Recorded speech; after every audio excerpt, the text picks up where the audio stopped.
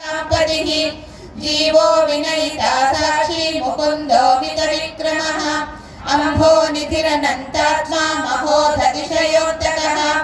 अजो महार्हस्वाभाव्यो जिता मित्रप्रमोदनः आनन्दो नन्दनो नन्दः सत्यधर्मात्रिविक्रमः महर्षि कपिलाचार्यः कृतघ्नो मेदिनीपतिः त्रिपदस्त्रिदशाध्यक्षो महाशृङ्गः कृतान्तकृतौ महावराहो गोविन्दः सुषेणः कनकाङ्गदी गुह्यो गभीरो गहनो गुप्तश्चक्रगदाधरः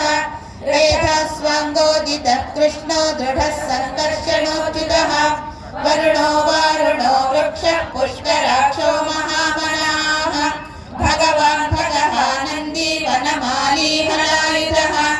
आदित्यो ज्योतिरादित्यः सहिष्णुर्गतिसत्तमः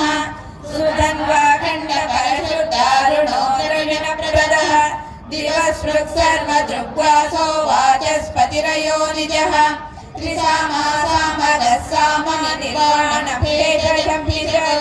सन्न्यासवृक्षमः